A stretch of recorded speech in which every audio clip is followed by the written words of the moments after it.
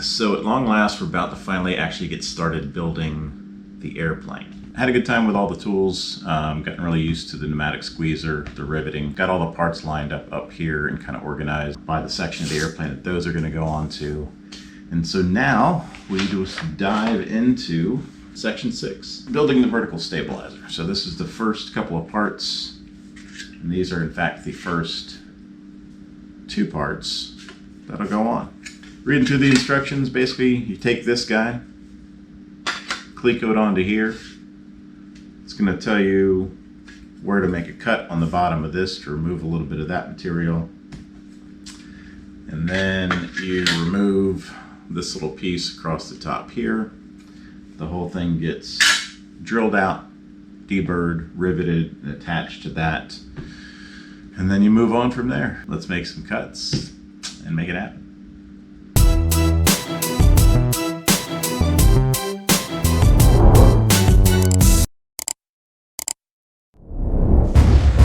So I haven't decided yet when I film this how much detail I'm going to get into every single thing that I do. I think that would be kind of long and boring, but we'll just kind of see. I'll film a lot and then I'll just see what makes sense when I edit that. I don't want these things to run on forever, but for the people that are actually, building or wanting to build, I do want to give you good insight into exactly what I'm doing here. But for those of you that are just watching it for entertainment value, I don't want to bore you to death either. So I'll try to find kind of a happy middle in all that stuff, and we'll just progress from there. So we'll see how it goes.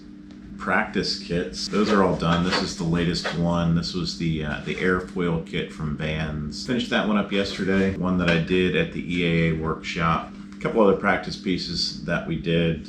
Pretty simple stuff. I guess the one thing that I have figured out is I'm pretty decent at back riveting, and obviously rivet squeezing, all that kind of stuff's pretty straightforward as well.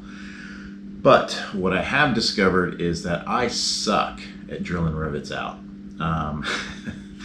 So I guess the plan is don't make mistakes and you won't have to drill any rivets out. Yeah, I don't know. I think what I'll probably end up doing is if I have to drill out some rivets on the actual airplane, I'll probably come back and drill out a bunch of these rivets as a warm-up before I do that. Pretty good at staying on the center of the rivet when I'm drilling down. I think it's just getting the depth right. If you go too deep on it, then you can't get the head out, and if you don't go deep enough, you can't get the head out. And so that's where I seem to have a problem with that. So anyway, we'll work on that as we progress. Lots of opportunity to practice on it. Kind of got the shop set up here. I've got my work tables, threw some carpet on here just to keep from scratching all the pieces up as we go along with the project. And this is a little table that I made for the C-frame. This is based on the instructions that come from Cleveland Aircraft Tools to build the table, but here's what I kind of discovered about that. When you're using the C-frame, one of the things that Cleveland will tell you is you want the base of the C-frame where all that power is going, not in the center of your table, but more over a leg of the table. And that's so that the table doesn't give as you're hammering down on it.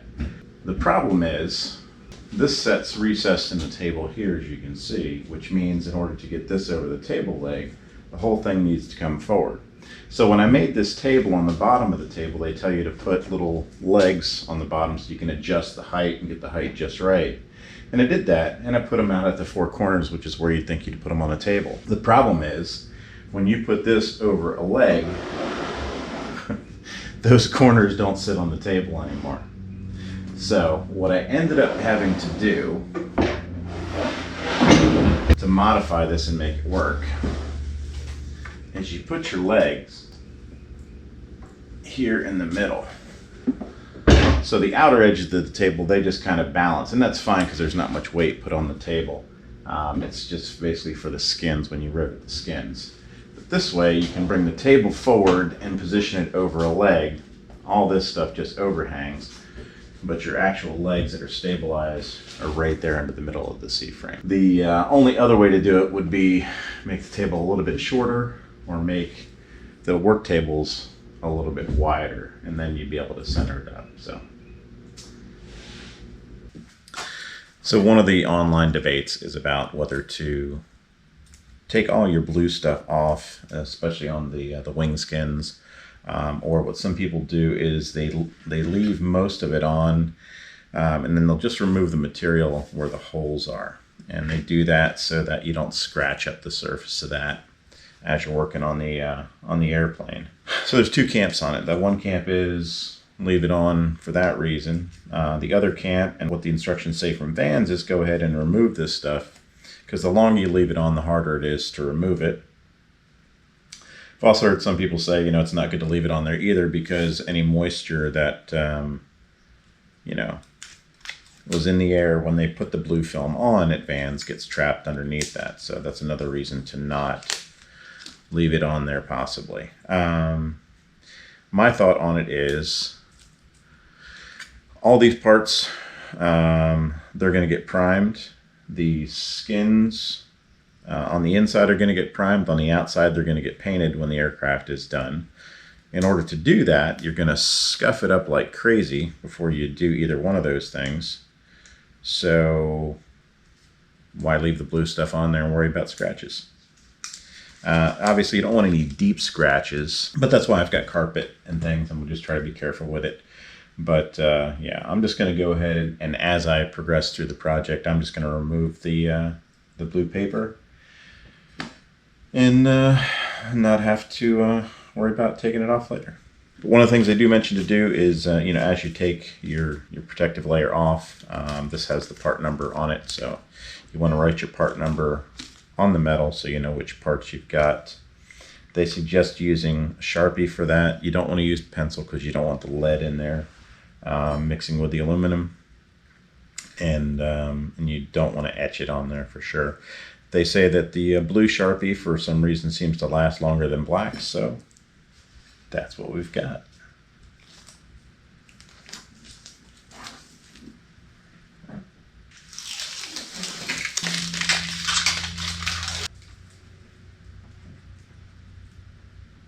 All right, so first step, this is the front spar. This is the front spar doubler. We cleco the doubler to the spar. If you're not familiar with clecos, what this is, it's basically like a temporary rivet.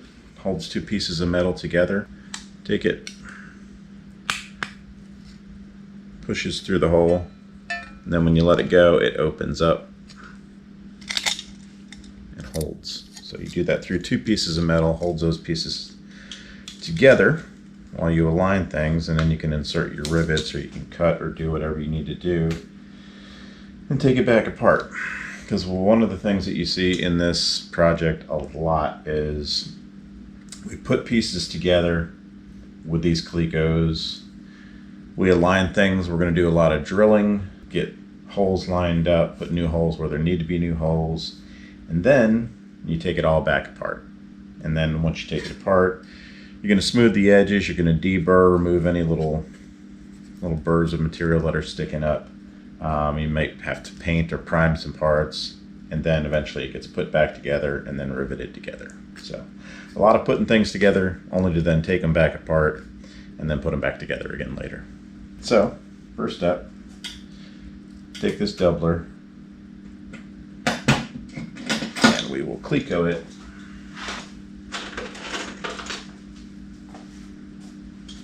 onto this guy.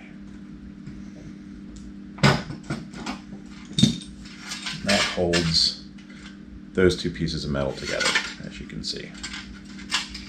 And the only reason I'm doing that is just so I can draw a line down here, because this is the final position this doubler is going to go in. It's going to tell me how much of this material to cut off the bottom of that. So the first thing you want me to do after I cleco this on there is match drill, which is just basically drilling through all these holes to put a hole in the material behind it so that they match up. And the process there is you drill, then you put a cleco in that hole, and that keeps things nice and stable so that there's no shifting as you continue to drill the rest of the holes in the material. And yes, while safety is paramount to wear your safety goggles, the real reason I wear these, because I have old eyes and they have a little tiny magnifier in the bottom of them. So I can actually see what I'm doing a good bit better.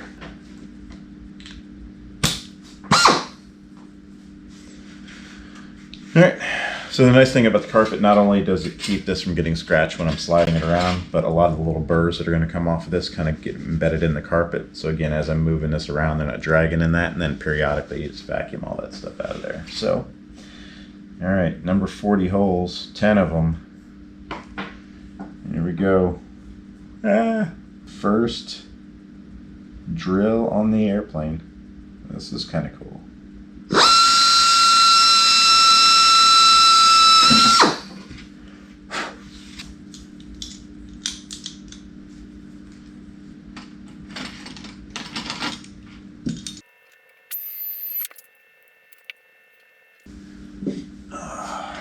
Put a little bit of wood underneath here, just something to drill into, support it just a little bit more.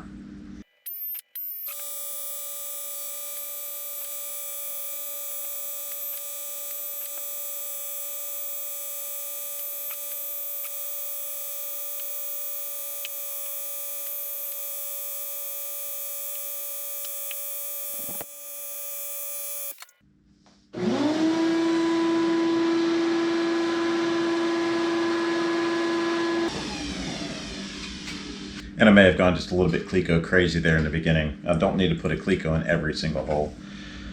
But, just having fun.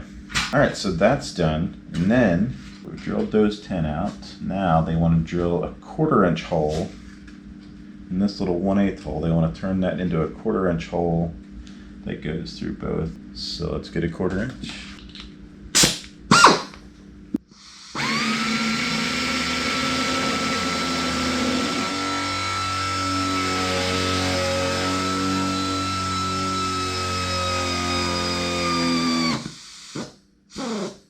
So unfortunately, here's where I'm making my first mistake on the airplane. I'm using this hand drill to upsize a hole from 1/8 of an inch to about 1/4 of an inch. So we're doubling the size of the hole. But what's worse than that is there's no hole in the material underneath the doubler. So I'm actually trying to not only upsize the hole, but I'm trying to match drill at the same time. And if I wasn't upsizing that much, it probably would work out just fine. But this drill bit's going to bite, it's going to shift a little bit, and I'm going to end up with a pretty ugly hole. And I'll have to address that in the future, and I'll cover that a little bit later in the video. What I should have done is use that drill press that's sitting right behind me. That would have held everything nice and smooth, would have probably created a much nicer hole as well.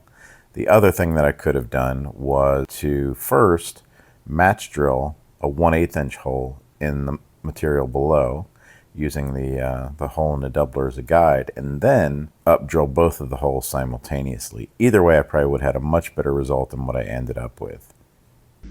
It's an ugly hole, but we'll clean it up. Alright, so mark a line along the bottom.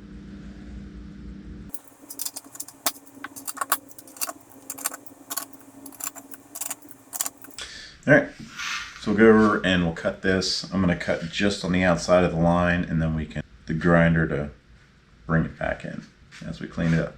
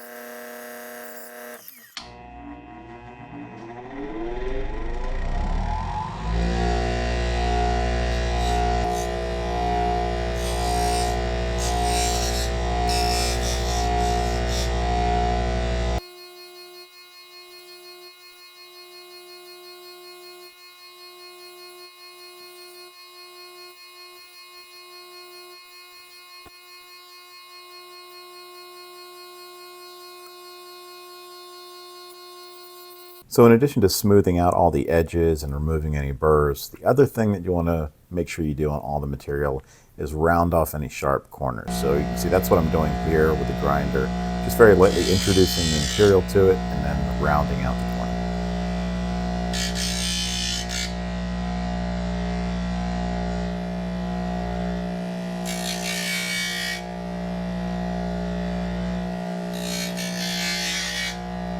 All right, so the next step is to dimple the bottom 6 of these 10 holes, because when this goes on, these bottom 6 are going to get flush head rivets, and these top 4 are going to get round head rivets. So these do not get dimples put in them, but these and these do. So we'll do that. Before I put the dimples in there, I will deburr all these holes, because it's a little tough to deburr it after you put the dimples in there. So we'll do that real quick.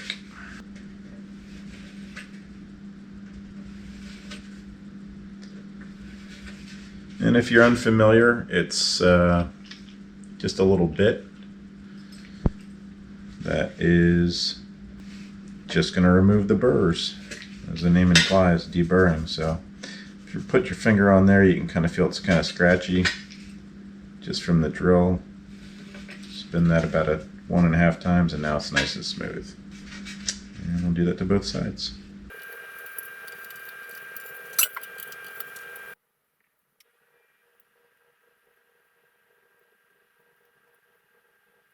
So to make the dimples, we have these dimple dies. So I'm going to pause here for just a moment just to give you a quick overview for those of you that are new to all of this, of the dimple die sets, the pneumatic squeezer, and rivet sets, and all that stuff. And then we'll jump right back into this. So here's a simple look at some of the various dimple dies and rivet sets that are used in the pneumatic squeezer. So as far as making dimples, this, for example, is a dimple set for making a dimple in a 1/8 inch hole. You can see the male and female, one's convex, one's concave. So the material gets in between those two, squeezes it down, makes a nice dimple. Take one, put it in the squeezer on the top, and the squeezer has an adjustable ram, so I'm going to adjust it down to fit this in there.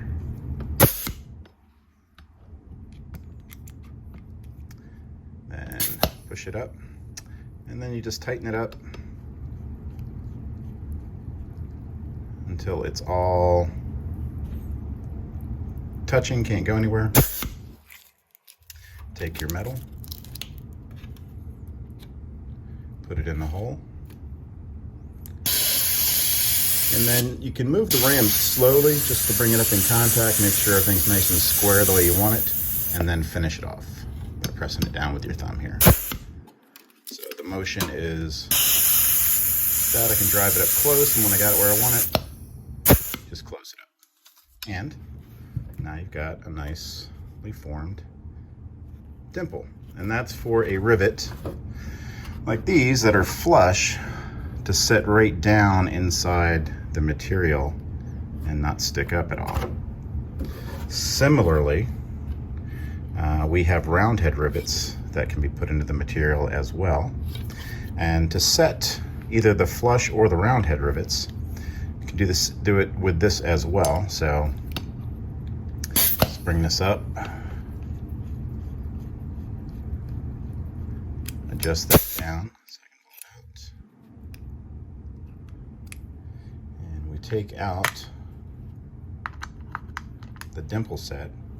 And then if I was putting in a flush flathead rivet, then what I would use is either one of these, depending on the length that I wanted. All right, and that's to smash the bottom of the rivet. If it's a flush head rivet, then what I want here is what's called a mushroom set, and it's slightly convex on the top. That's so when I'm making contact with the top of the rivet head, that it's only making contact in the very, very center of that, and that way it doesn't leave a ring around the edge. Disconnect the hose so I don't smash my thumb. Goes inside there. And then what we do is adjust the distance based on the size of the rivet. So knowing how much of the rivet we want to compress down, we can kind of eyeball this and back it down to a point where when we look at it, we know it's not going to compress it quite as much as we want initially. But we'll make a squeeze, and then we can take the adjustable ram, close up the gap a bit, squeeze it again until we finally get the squeeze that we were looking for. Once we've done that, now we've got it dialed in and set for all of those rivets, and then we can just continue on squeezing each and every rivet. If we want to squeeze round head rivets like these guys, then we need this little cup set for squeezing rivets, which will go on the top. We squeeze the rivet head down on the bottom with the flat end, and this will hold in place there. Insert our cup set, reconnect our hose, and then these rivets are already done, but just to give you the idea, you just put the top of the round head right inside that cup set. And then again, push up on this, bring the ram up until it looks like it's square and centered on the rivet head, and then just finish off the compression, and you get a nice squeezed head. So that's the pneumatic squeezer. It's used to both set dimples and also set rivets in the material. One other way to set rivets is with this pneumatic rivet gun. Again, here we've got a mushroom head. You can see the little convex curve of that, which again would sit nice and flush on the top of the rivet, and then on the back side of the rivet, we would hold a bucking bar, heavy piece of steel to help compress that rivet. If we needed to do round head rivets, then we simply remove this mushroom set and insert a cup set like this. It just goes down inside there, does the same job. So sometimes you can use this, especially going around edges of material, but when you're trying to set rivets that are out here in the middle, those you have to use a rivet gun to reach that material. So that's the overview of the dimple sets, rivet sets, pneumatic squeezer, and the rivet gun. Male and female. Basically, one goes through the hole, other goes on the top, and then we will squeeze those together. It'll make a nice little impression. We'll do that on both pieces of material so that this sits down inside that, and then the rivet, the flush head, sits down nice and flush inside that.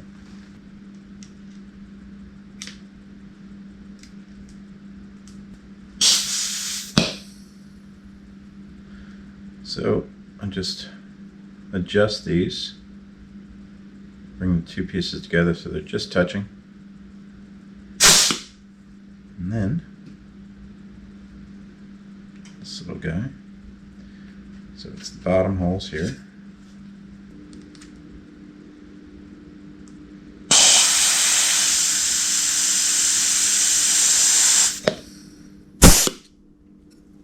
And it puts a dimple in it.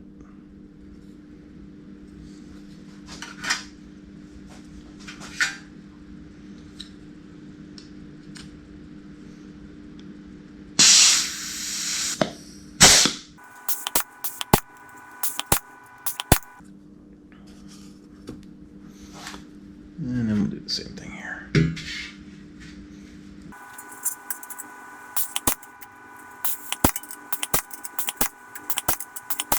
So now, these dimples sit down nice and tight in those dimples.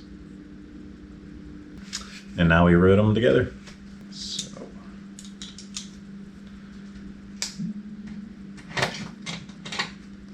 some clecos back in. What I'll do, gonna fill up these top 4 holes here, because those are going to get the round head AN70 rivets. These are getting the flush head rivets, so to make sure I don't screw those up, I'll leave those holes blocked.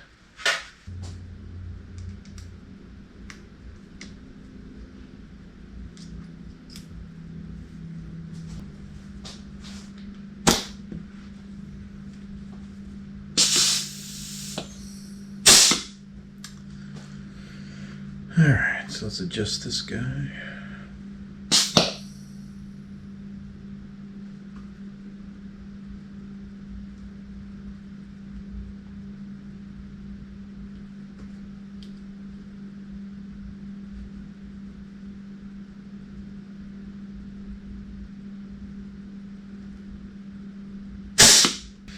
So on the first one, I've got this set so that I know it's not going to squeeze quite enough. And then we'll just kind of creep up on it. And then once it's dialed in, then I'll be able to use that same setting for all the other rivets.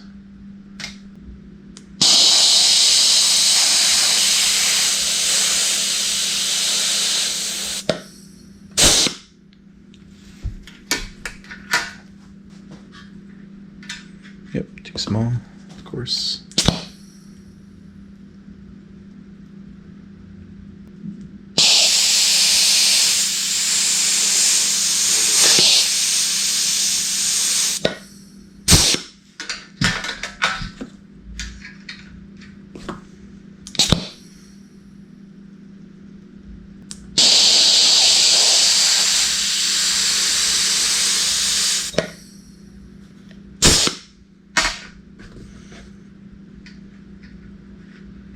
Perfect. All right, so we got that one set up.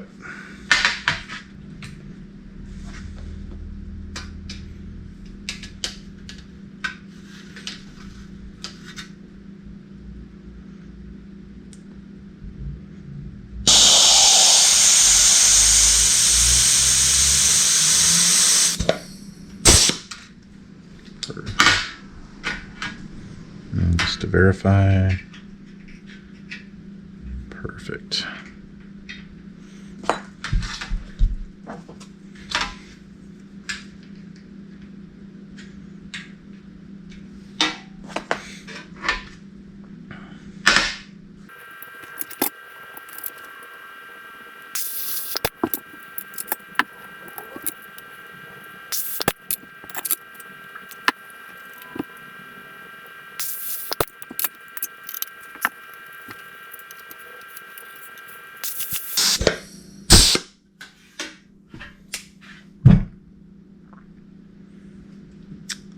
All right, first set of flush rivets done.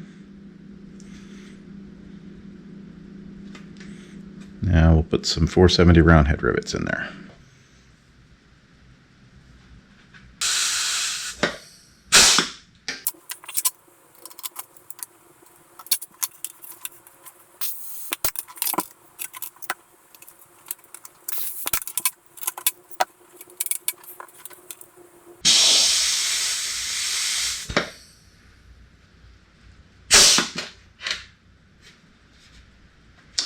All right, well, first 10 rivets and first page of the instructions done.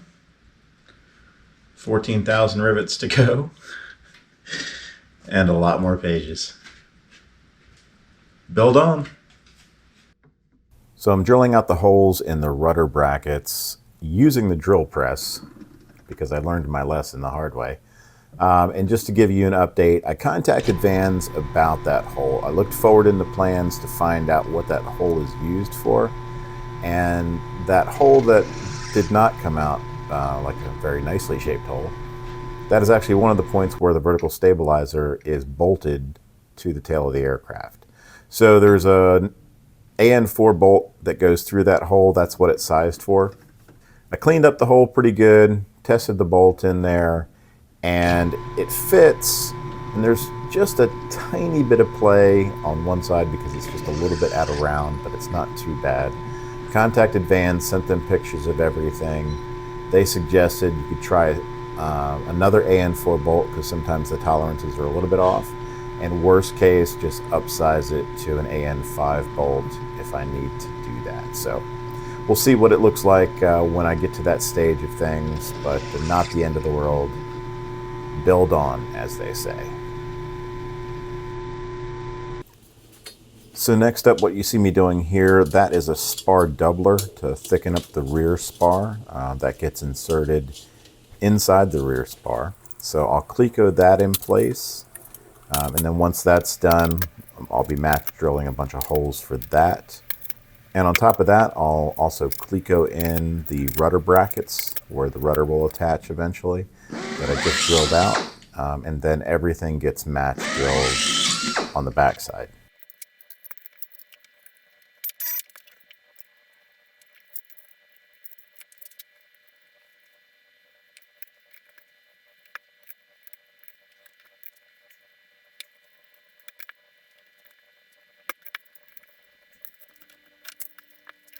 It's tough to get the clecos through here because they've been painted and they're not drilled out yet, so it's already a small hole. And then with the paint in there, it's even smaller.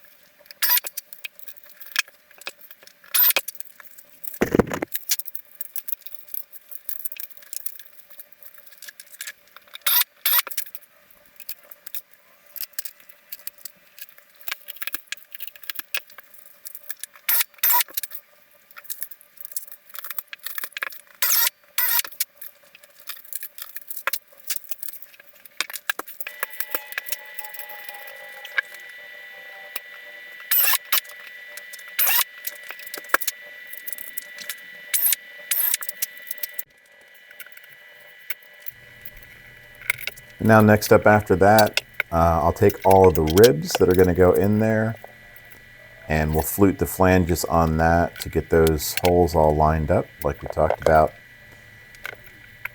And then we'll attach that to the rear spar and also to the front spar and basically build the skeleton for the vertical stabilizer.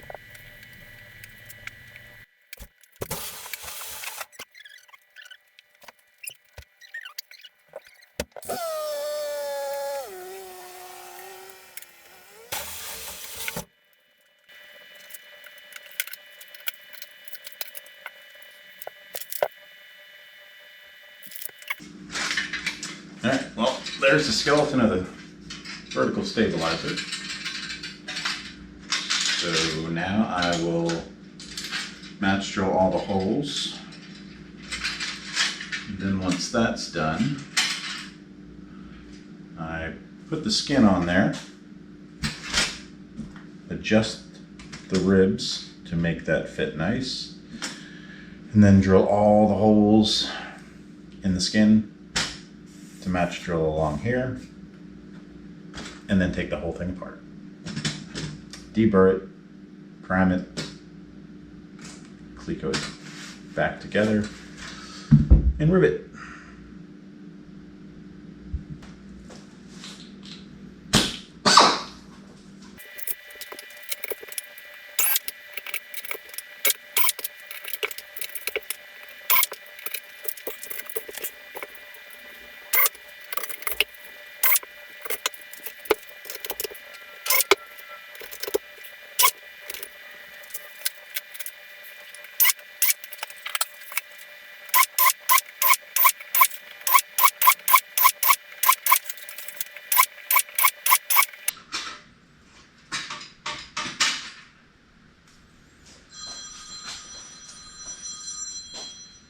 Uh-oh, crew scheduling. This is not good.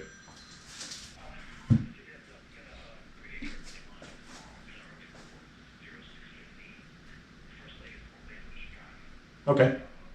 All right, sounds good, thanks. Bye. I have to go to work tomorrow. Oh well. So work ended up being not so bad after all. Every now and then it works out. This.